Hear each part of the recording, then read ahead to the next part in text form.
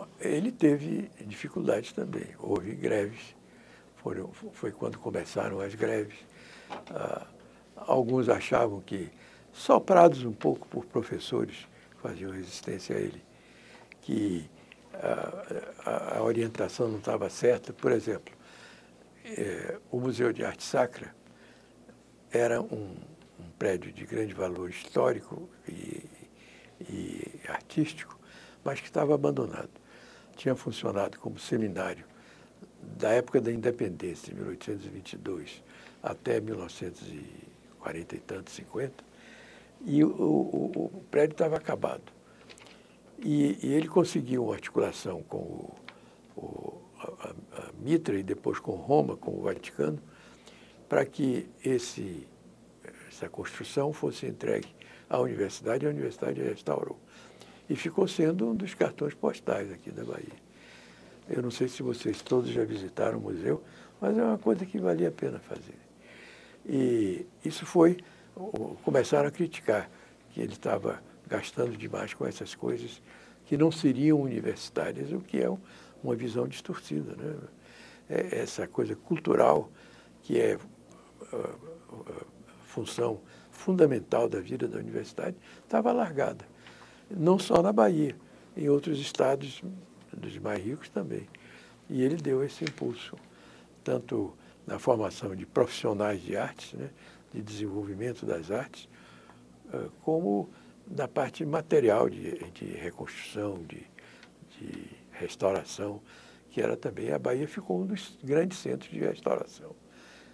Tem a Escola de Arquitetura tem um centro de restauração que é muito importante.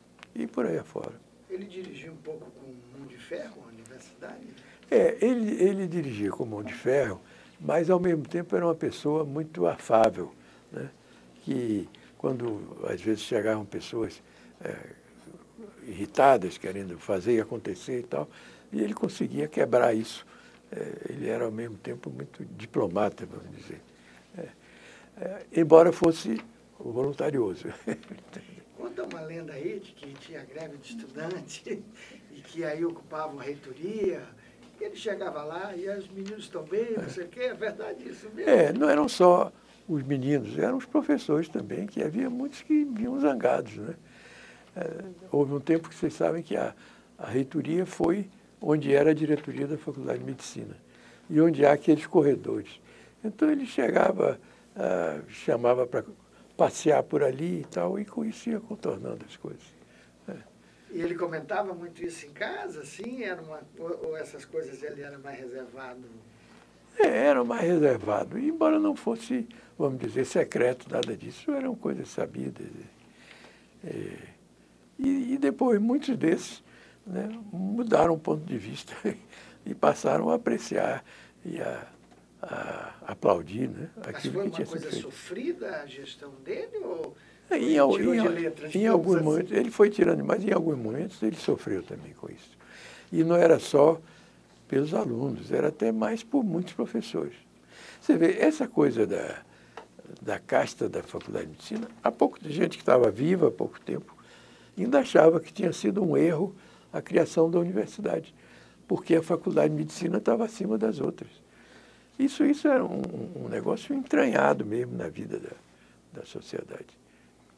E professores que são assim, de nome conhecido e tal, e que achavam assim que tinha sido um erro, não devia ter feito isso.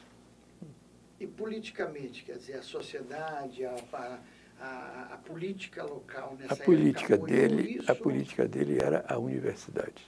Isso que ele dizia. A política dele era a universidade. Ele nunca pertenceu a nenhum partido e nem a nenhuma facção política. Eram facções que brigavam entre si de forma terrível.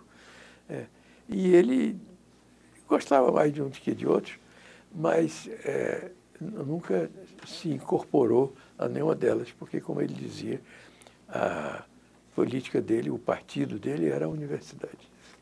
Havia coisas assim, por exemplo, em 1950, 51, por aí, a universidade já estava criada, mas ainda precisando de muito apoio.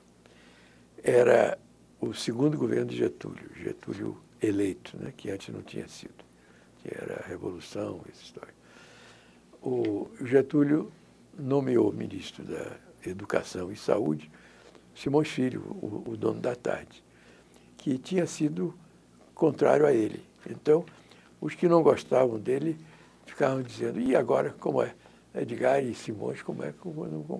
Pois bem, no fim de pouco tempo, estavam plenamente entendidos. Há fotografias muito engraçadas em que você vê os dois, sobretudo uma fotografia que na época ficou muito conhecida, no auditório daqui da reitoria da universidade. O auditório estava vazio, ia começar alguma coisa, ou tinha acabado alguma coisa. Então você encontrou os dois segredando num anfiteatro completamente vazio. Era justamente para mostrar. Ele e Simões passaram a se entender.